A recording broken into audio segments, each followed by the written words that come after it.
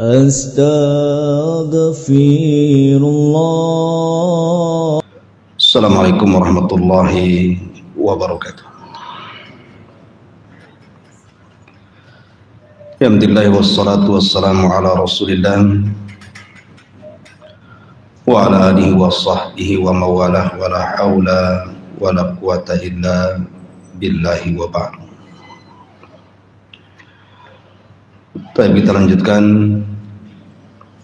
kajian kita, masih membahas tafsir dari surah Al-Baqarah,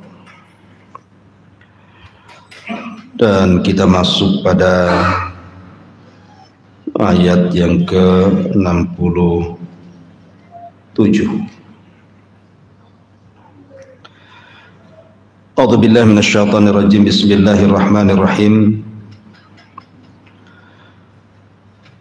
Wa idh qala Musa liqaumihi innallaha ya'murukum an tadhbahu baqarah qalu atattakhiduna huzwa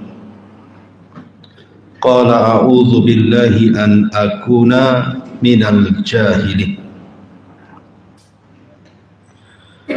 Qalu ud'u lana rabbaka yubayyin lana ma hi.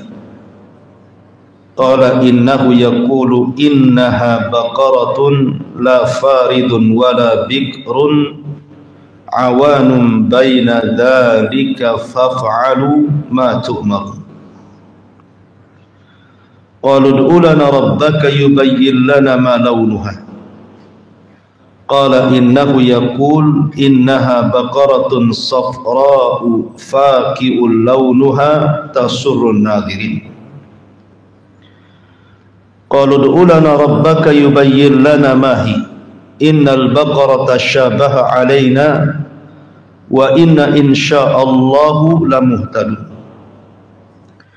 Qala innahu yaqulu innaha baqaratun la dhalulun tuthirul arda wa la tasqil harsa musallamatun la syiyata fiha. Qalu al-ana ji'ta bil haqqi fadhabahuha wa ma kadu yaf'alun.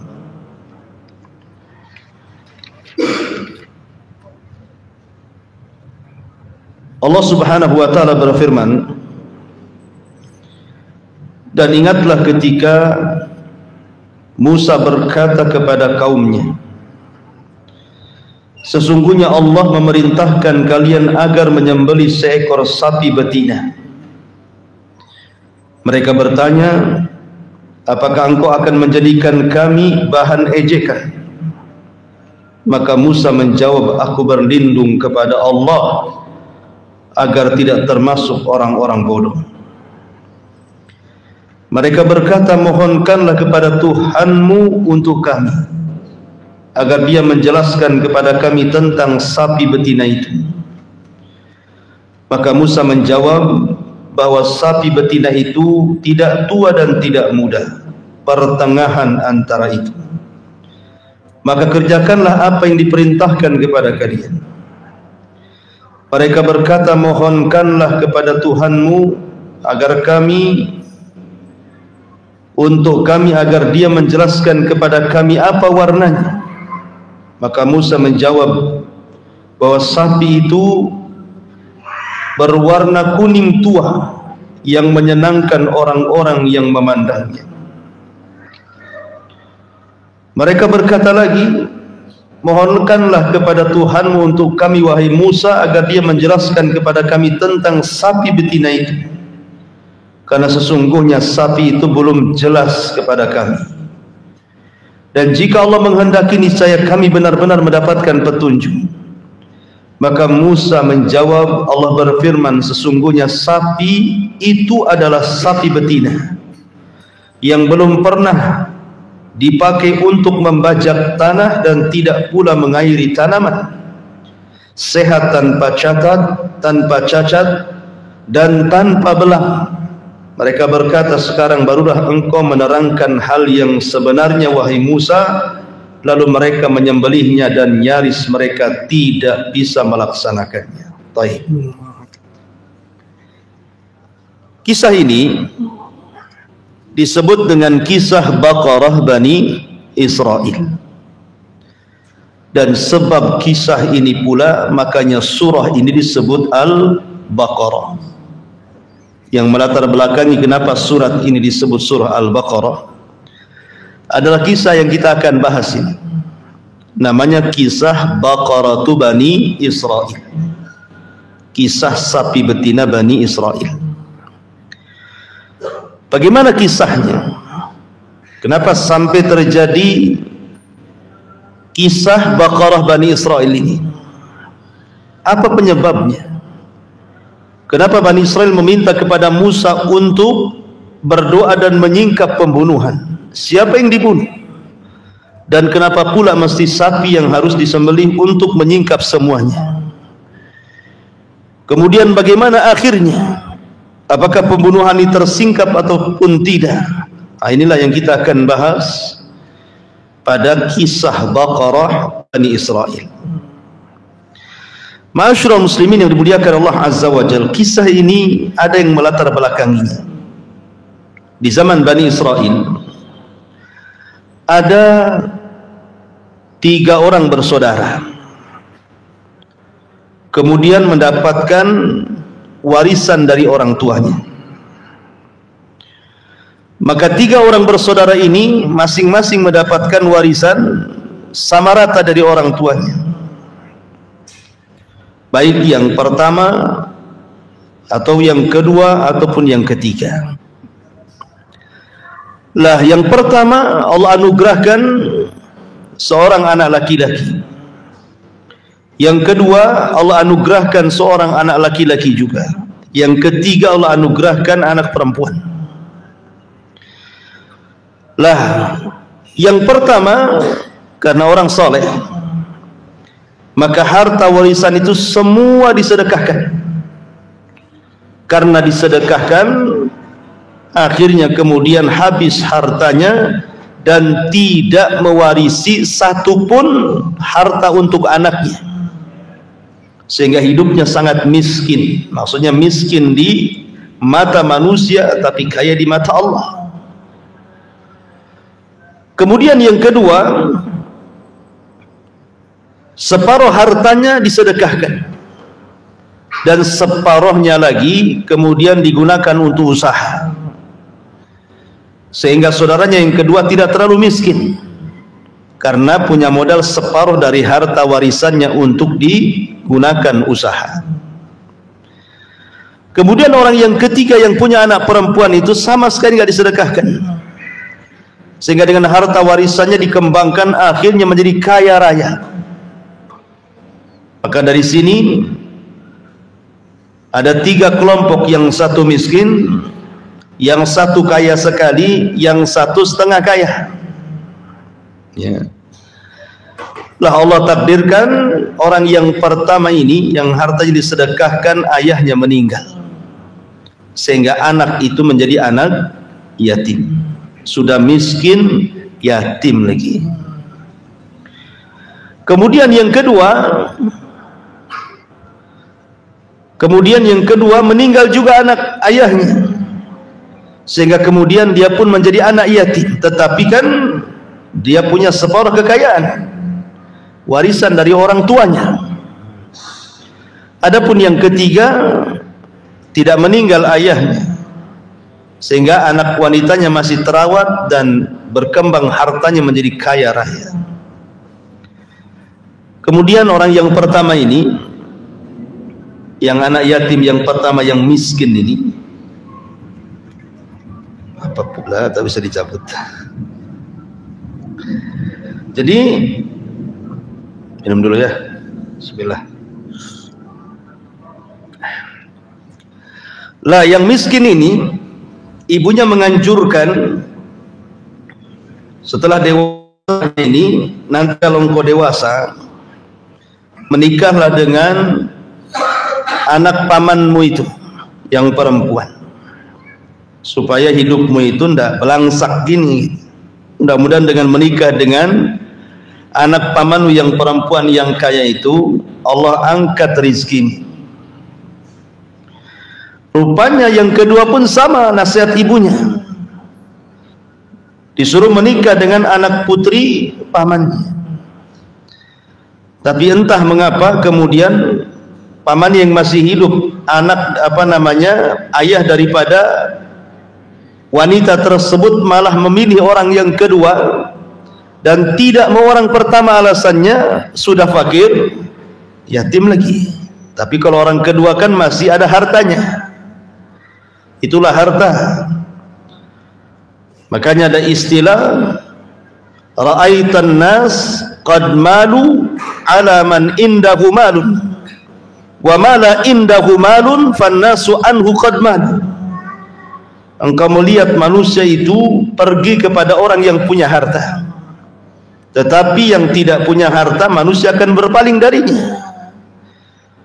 Begitulah manusia. Ra'aitan nas qad dhahabu ala man indahu dhahabun wa ma la indahu dhahabun fannasu anhu dhahabu. Engkau lihat manusia pergi kepada orang yang punya emas, tetapi orang yang tidak punya emas manusia berpaling darinya. Begitulah manusia.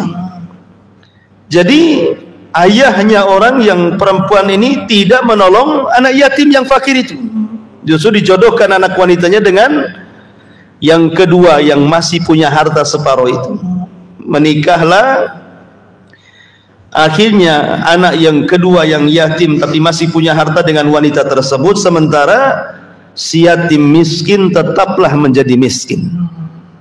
Kasihan ya, sudah yatim miskin lagi, enggak dilihat pula. Itulah nasib orang miskin. Ma'asyiral muslimin yang dimuliakan Allah Subhanahu wa taala. Akhirnya kemudian setelah menikah, maka kekayaannya digabungkan dengan kekayaan istrinya, tentu makin kaya lagi.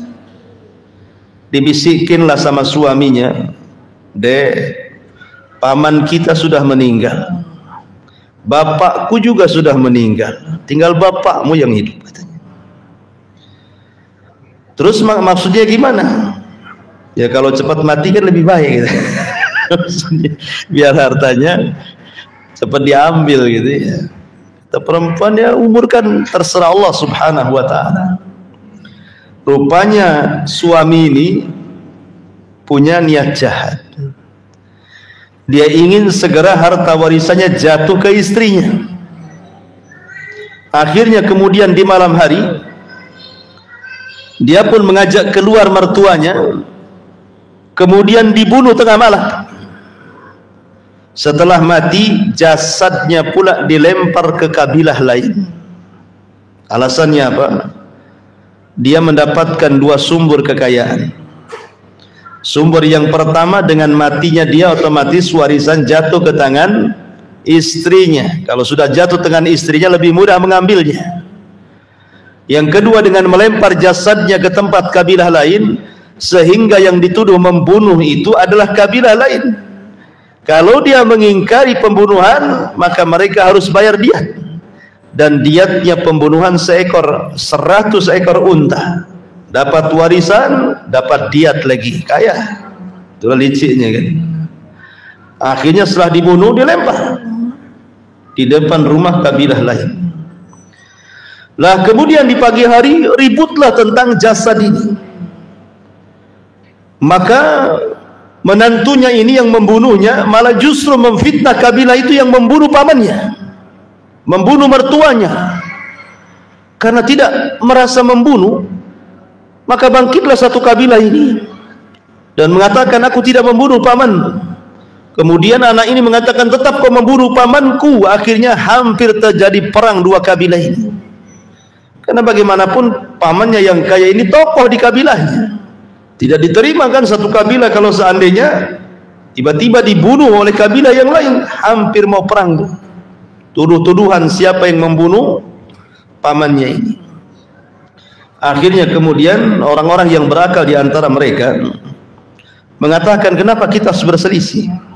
Bukankah di tengah-tengah kita ada Nabi Musa? Kita datang kepada Nabi Musa. Coba kita tanyakan kepada dia supaya dia berdoa kepada Rabbnya agar menyingkap siapa pembunuhnya." Sepakat? Sepakat. Akhirnya kemudian gencatan senjata, tidak jadi perang.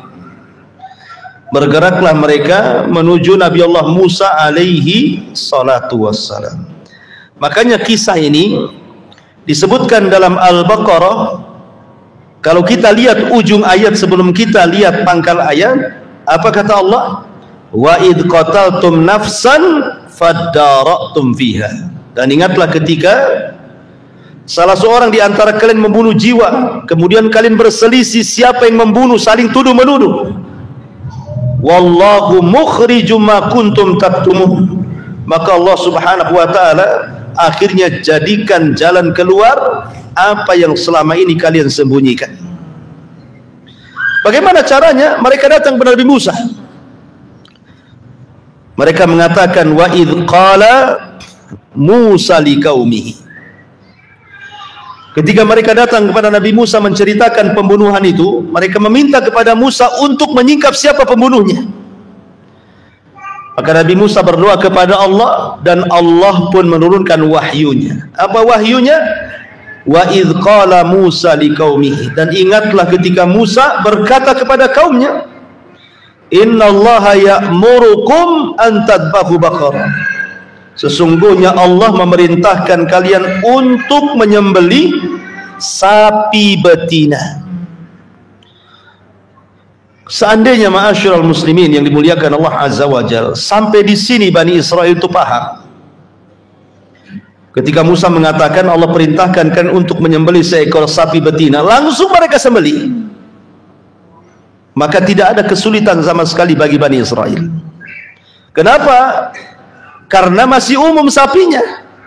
Sapinya masih umum, bisa anak sapi gitu ya, bisa mak sapi, bisa bapak sapi, paman sapi. Artinya bahwa sapinya kan belum ditentukan tuh, mau yang kurus, mau yang gemuk, ya kan, mau yang tua, mau yang muda, mau yang gadis, mau yang janda, mau yang duda, mau yang apa namanya, yang masih apa ya. Intinya bahwa belum ada penekanan ya. Oh yang jomblo gitu ya. Artinya bahwa tidak ada penekanan sama sekali, boleh mau yang mana saja. Tetapi kemudian Bani Israel mulai mengejek nabinya, tidak yakin dengan Nabi Musa. Coba bayangkan, ragu kepada nabinya. Lihat bentuk keraguannya. Mereka mengatakan qalu atattakhiduna huzwa. Disangkanya Musa main-main, sehingga mereka mengatakan qalu atattakhiduna huzwa. Musa, apakah engkau akan main-main dengan kami? Kami tanya siapa pembunuhnya, kenapa kau suruh kami menyembelih sapi? Apa hubungannya? Nah, gitu maksudnya. Kan seolah-olah nggak yakin dengan Nabi Musa. Makanya Musa mengatakan qala a'udzu billahi an akuna minal jahilin. Kata Nabi Musa alaihi salatu wassalam, aku ini seorang nabi, tidak mungkinlah aku ini melakukan hal-hal yang bodoh gitu ya. Tidak mungkin aku melakukan hal-hal yang bodoh. Makanya di sini dia mengatakan qala a'udzu billahi an akuna minal jahilin. Aku berlindung kepada Allah, aku termasuk menjadi orang-orang jahil. Tidak mungkin aku seorang nabi memfatwakan fatwa kebodohan, itu mustahil. Barulah kemudian setelah mereka mendapatkan penekanan dari Musa bahwa ini perintah Allah, betul-betul perintah Allah, mulai mereka bertanya. Sebenarnya kalau langsung dilaksanakan senang saja tuh, tapi mereka mulai bertanya dan banyak bertanya. Dari sini Nabi SAW mengatakan innama ahlaka man kana qablakum kathratu masailihim wa ikhtilafuhum ala anbiyaihim. Hancurnya umat sebelum kalian, kata Rasul, karena banyak tanya dan menyelisihi para nabinya. Banyak tanya itu sebenarnya bagus, karena salah satu kunci mendapatkan ilmu itu karena lisanun saul, karena lisan banyak tanya. Tapi maksudnya banyak tanya di sini adalah tanya tidak ada faedahnya. Jadi pertanyaan yang sifatnya ta'annud itu memberat-beratkan saja, tidak ada faedahnya, hanya memberat-beratkan saja pertanyaannya itu. Makanya kemudian seseorang walaupun bertanya soal agama, Tapi kalau kemudian pertanyaannya tidak ada faedahnya, maka dimakruhkan pertanyaan itu oleh para ulama. Umpamanya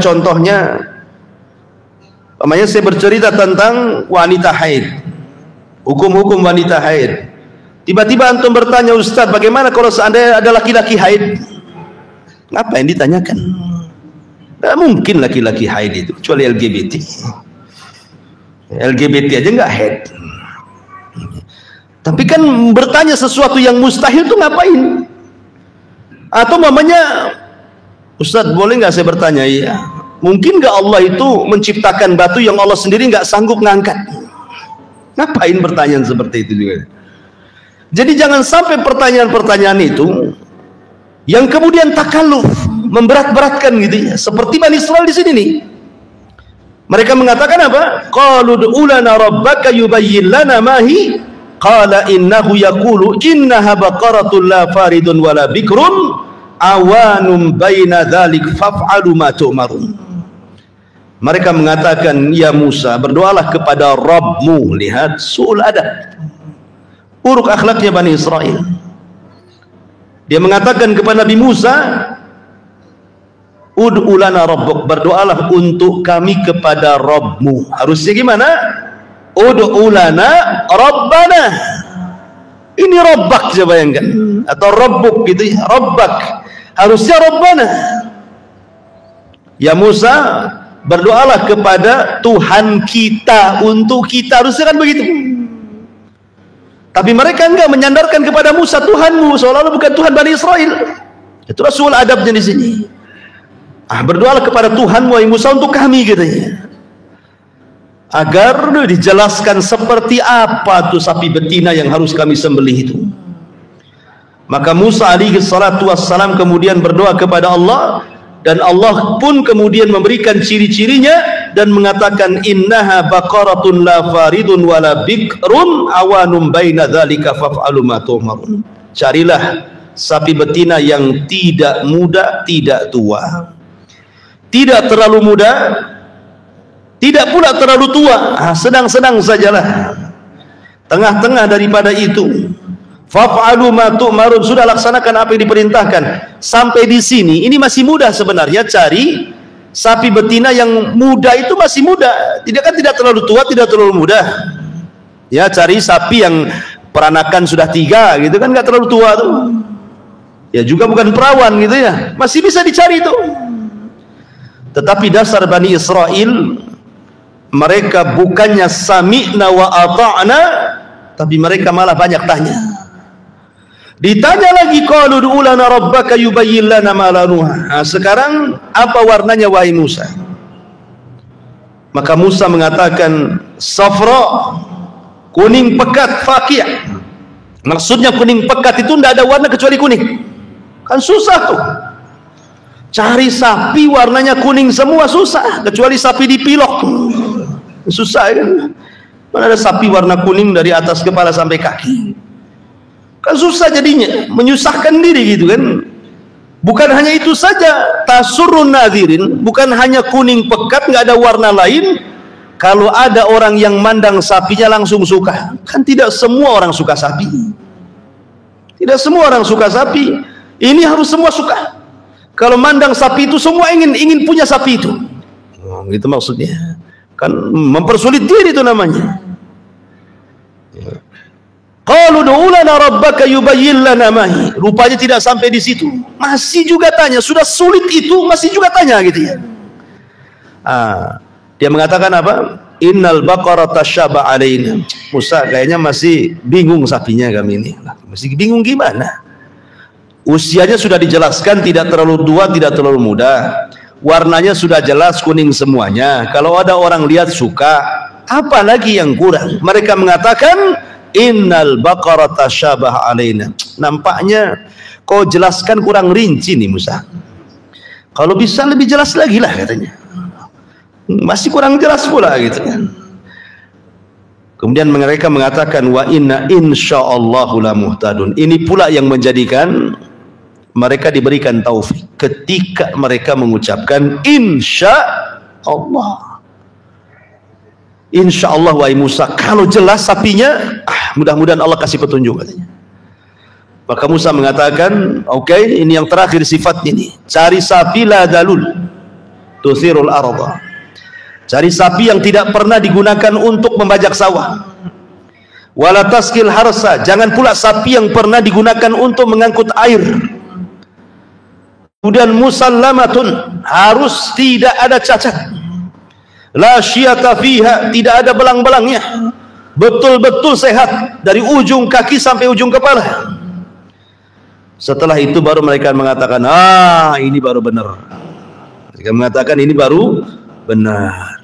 Akhirnya mereka pun sibuk untuk mencari sapi yang mereka maksudkan. Ingat, Bani Israel itu sudah terikat dengan perjanjian. Kalau mereka sudah tanya kepada Nabi Musa maksudnya, kemudian Musa sudah mengarahkan, berarti mereka terikat perjanjian dengan Musa. Dan terikat dengan perjanjian atas perintah Allah. Kalau mereka sampai tidak dapat sapi ini, bahaya. Mereka bisa diadab.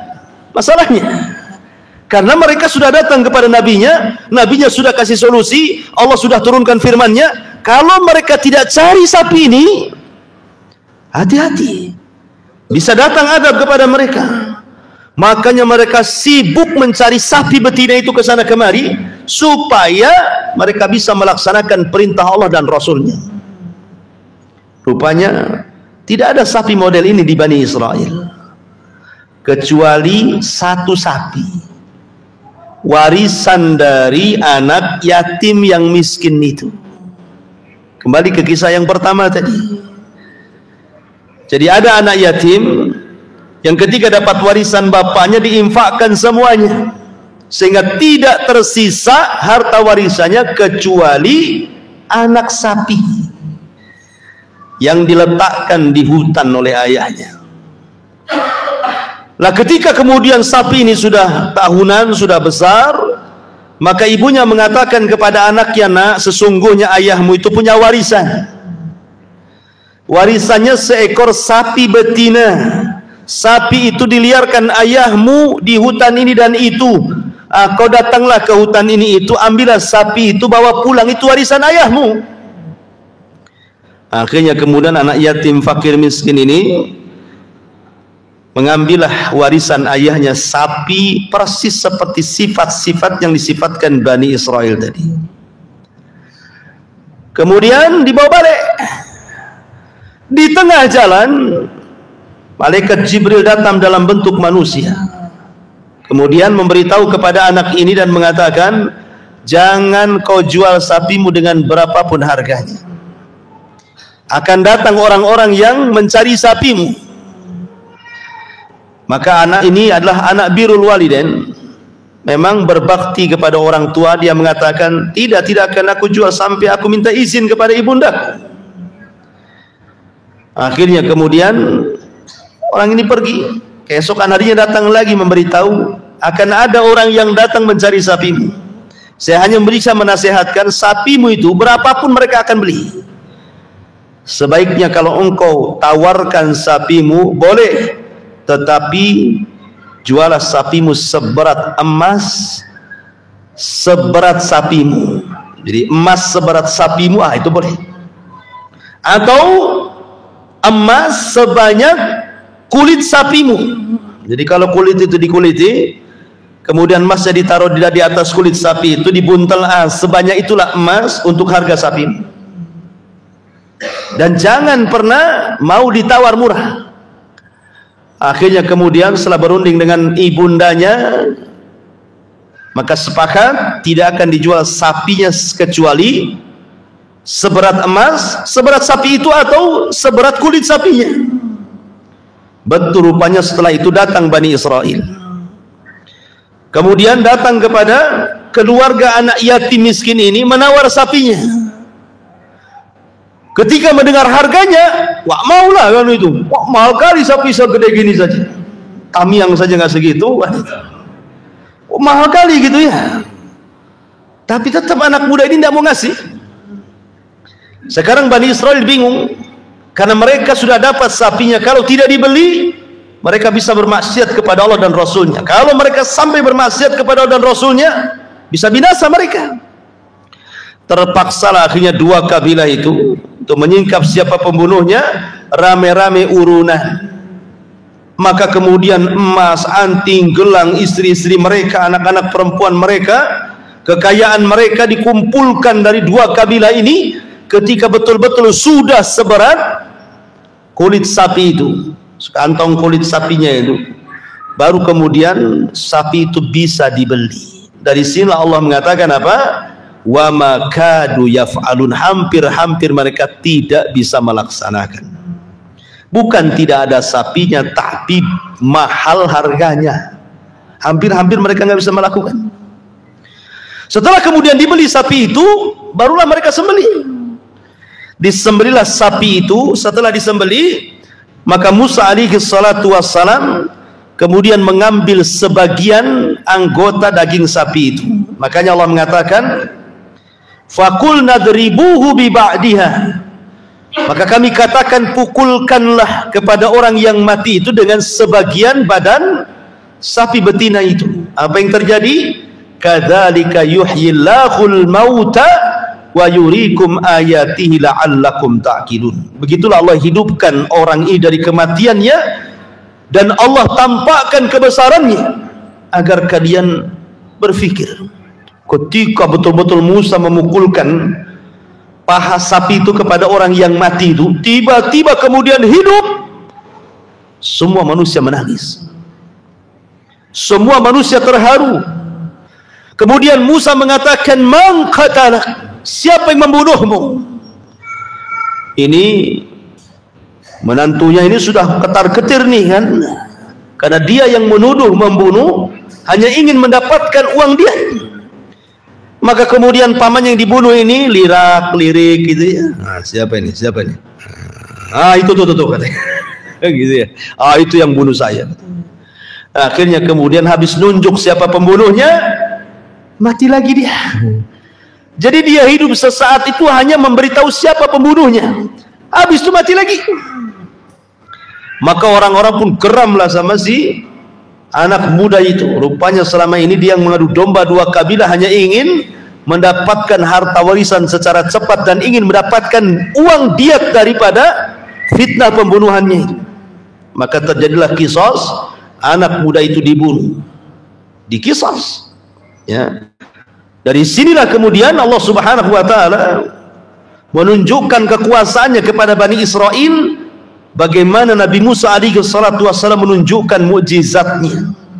Subhanallah, setelah kejadian itu maka Bani Israel mulai bertobat kepada Allah, tidak mau lagi kemudian mereka melakukan maksiat. Cukuplah ketika melihat pemandangan seperti ini menjadikan mereka kembali kepada Allah, bertobat. Tetapi Allah takdirkan dengan berjalannya waktu, mulailah kemudian sedikit demi sedikit hatinya Bani Israel mulai keras, sudah lupa dengan peristiwa itu. Sehingga Allah gambarkan, summa qasat qulubukum min ba'di dzalika fahiya kal hijarati aw ashaddu qaswa wa inna minal hijarati lama yatafajjaru minhul anhar wa inna minha lama yashaqqaqu fayakhruju minhul ma wa inna minha lama yahbitu min khasyatillah wa mallahu bighafilin amma ta'malun. Kemudian setelah itu kalian menjadi keras sehingga hati kalian seperti batu, bahkan lebih keras dibandingkan batu.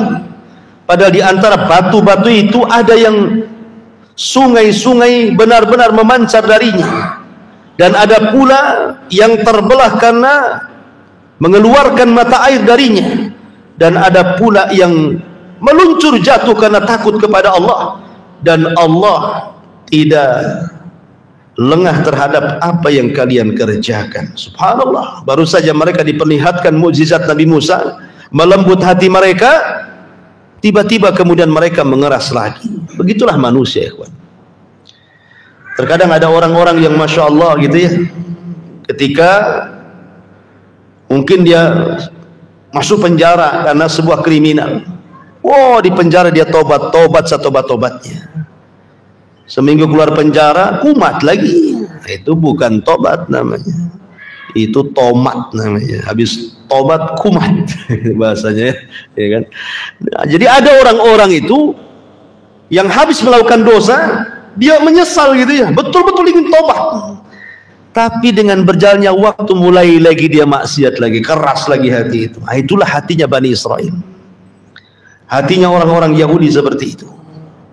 Lalu apa yang kita bisa petik dari peristiwa ini, ikhwan? Yang dimuliakan Allah Subhanahu wa taala. Lihat bagaimana perbedaan sahabat-sahabat Rasul dengan sahabat-sahabat Nabi Musa. Jauh antara langit dan bumi. Sahabat-sahabat Nabi SAW tidak pernah menentang Nabi-Nya. Sahabat-sahabat Rasul digambarkan dalam Al-Quran, innama kana qaulul mu'minin idza du'u ila Allahi wa rasulihi liyahkuma bainahum an yaqulu sami'na wa ata'na. An yaqulu sami'na wa ata'na. Itulah para sahabat Rasul. Pokoknya kalau Rasul memerintahkan sesuatu, sami'na wa ata'na, sami'na wa ata'na, walaupun nyawa taruhannya.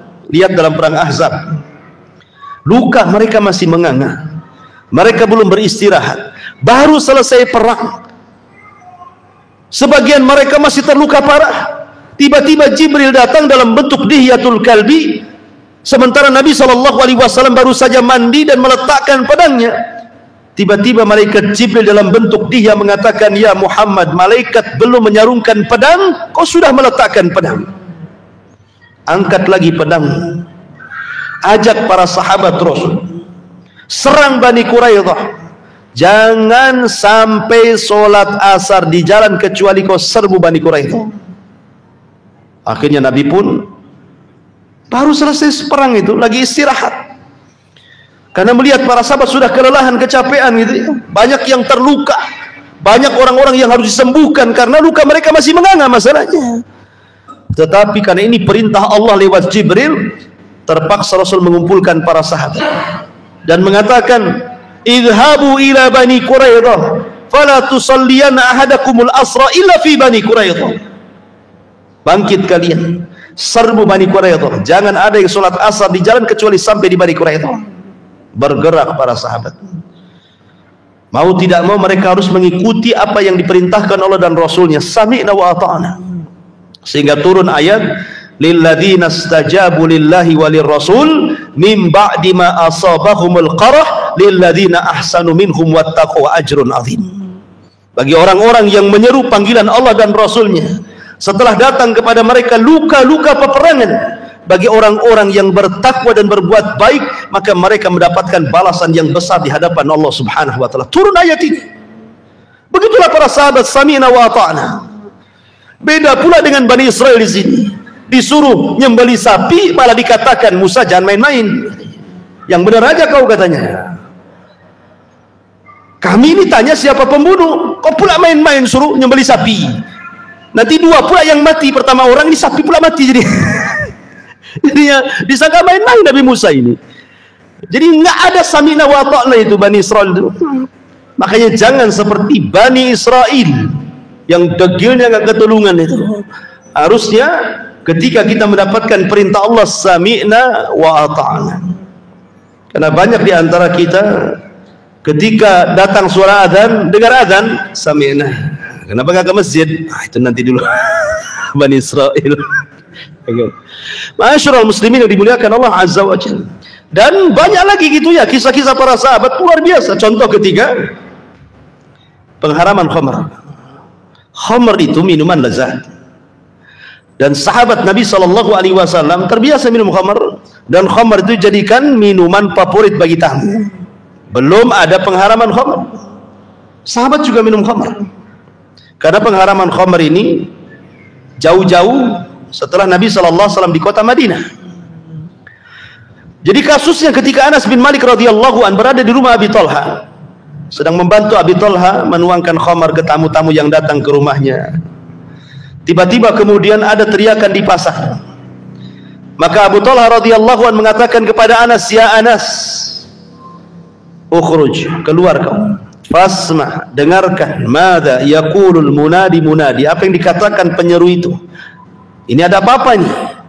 Maka fakharaja Anas bin Malik. Anas keluar mendengarkan apa yang diserukan manusia di luar sana.